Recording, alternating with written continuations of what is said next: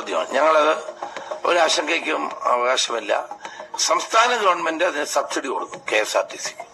അതിനുള്ള source of income ഞങ്ങൾ കണ്ടെത്തുന്നു. അതെ സുഹൃത്തുക്കളെ, ഞാൻ ആദ്യം പറയട്ടെ, മതി നിർത്താം. എന്നോട് കൂടിയാണ് ഞാൻ പറയുന്നത്. പരിഹാസം നിർത്താം. കുറേയായി നുണയസനെന്നും എന്താ പറയുക ശവന്തൂക്കികളെന്നും എന്നൊക്കെ പറഞ്ഞിട്ടുള്ള ഒരുപാട് പരിഹാസങ്ങൾ. ഇടതുപക്ഷത്തു നിന്നൊക്കെ എന്തോരം പരിഹാസങ്ങളായിരുന്നു. എന്നിട്ട് ഇപ്പം എന്താ ഉണ്ടായേ? അവരത് കൊണ്ടുപോയി 100 എന്ന് പറഞ്ഞ് 100ന്റെ അപ്പുറം കൊണ്ടുപോയി.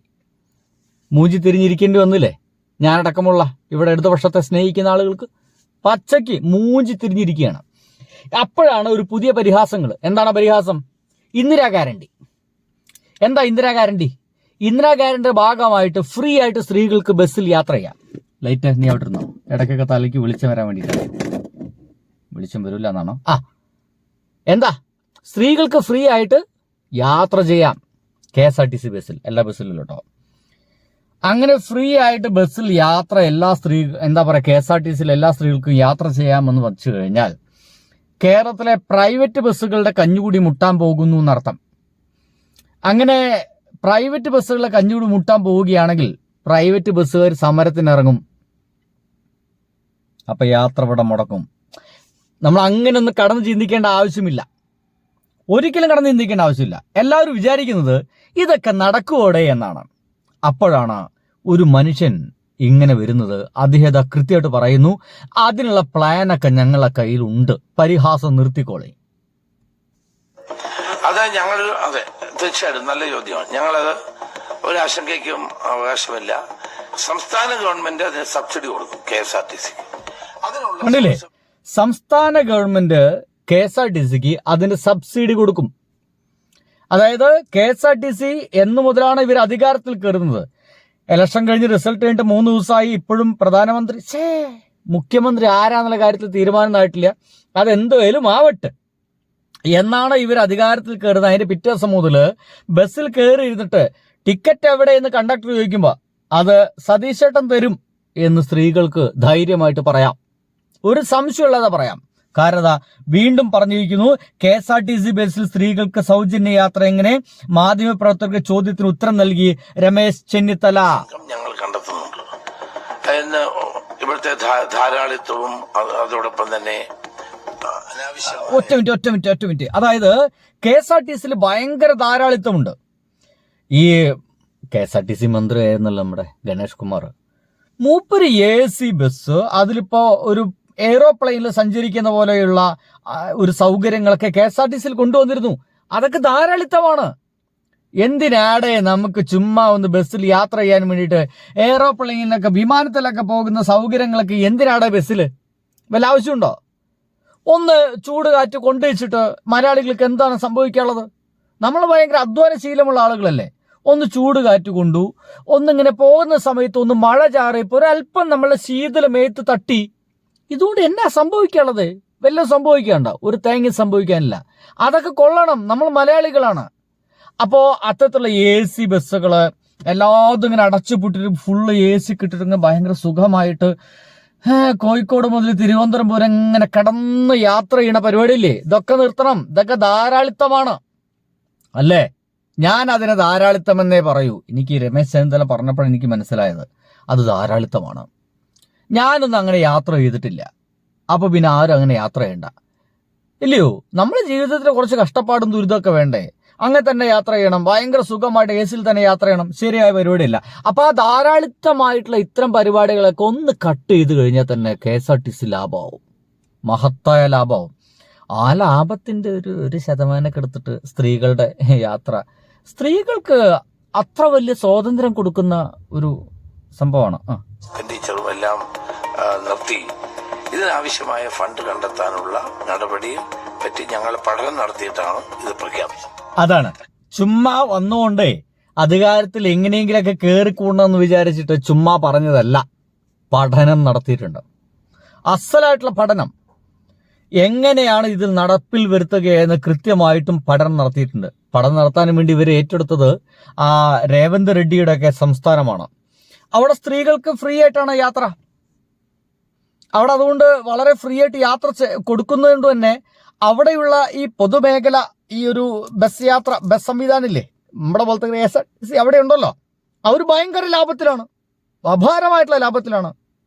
ഇപ്പോൾ ശമ്പളം തന്നെ കൊടുക്കാൻ അവരിൽ പൈസ ഇല്ല എന്നാണ് പറഞ്ഞേക്കുന്നത്. അങ്ങനെ ലാഭത്തിലാണ്. അങ്ങനെ ലാഭത്തിലോടുന്ന ആ ബസ്സിൽ സ്ത്രീകൾക്ക് ഫ്രീ ആയിട്ടാണ്.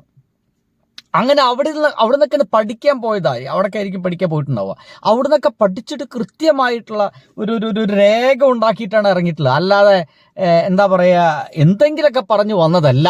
മനസ്സിലാക്കണം ജനങ്ങൾ. KSRTCക്ക് ഇതിനുള്ള ശക്തിയില്ലെന്ന് എല്ലാവർക്കും അറിയാം. അപ്പൊ ഗവൺമെന്റ് സപ്പോർട്ട് ചെയ്യേണ്ടി വരും. ആ ഗവൺമെന്റ് സപ്പോർട്ടോടുകൂടി ആയിരിക്കും അത് നടപ്പാക്കുന്നത്.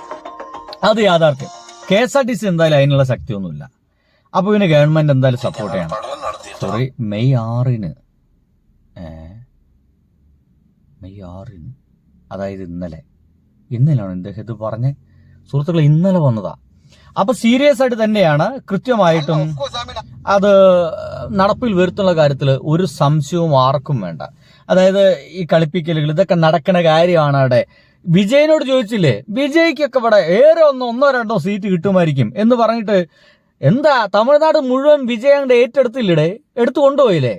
അതേപോലെ ഇവരെയും കളിപ്പിച്ചില്ല കുറെ കാലം. ഇവിടെ LDF-ഉം BJP എല്ലാരും കൂടിയിട്ട് 100ക്ക് ചില്ലറ കിട്ടുമെന്ന് പറഞ്ഞപ്പോ അത് വാങ്ങിച്ചില്ലേ? ആര്? നമ്മുടെ VD സതീശൻ ചേട്ടൻ അത് വാങ്ങിച്ചില്ലേ? അപ്പൊ പിന്നെ ഇതൊക്കെ നടക്കും. അങ്ങനെയൊക്കെ നിൽക്കുന്ന സമയത്തും ചില ആളുകൾക്ക് ഭയങ്കര സംശയങ്ങളാ. നോക്കൂ, ഒരു പ്രവർത്തകൻ പറഞ്ഞ വാക്കുകളാണ് ഇങ്ങനെ. UDF ഗവൺമെന്റ് അധികാരത്തിൽ വരികയാണെങ്കിൽ നടപ്പിലാക്കുന്ന 100% ഗ്യാരണ്ടിയോടുകൂടി നടപ്പിലാക്കുന്ന 5 ഗ്യാരണ്ടി കാര്യങ്ങൾ.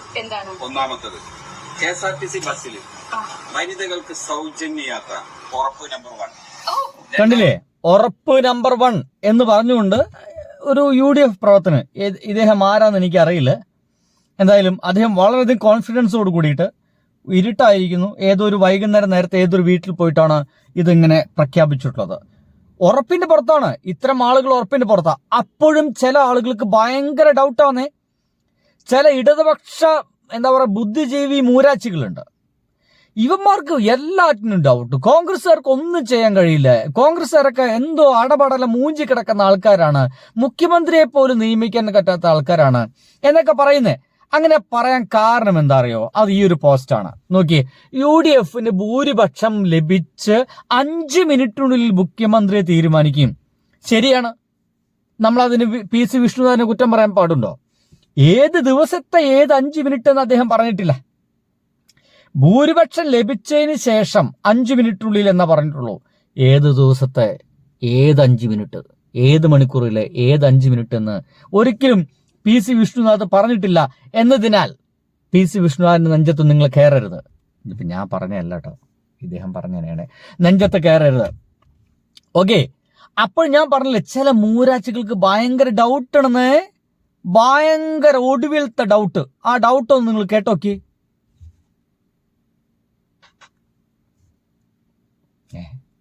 ഇദ്ദേഹം എന്താ മിണ്ടാത്ത? മിണ്ടു.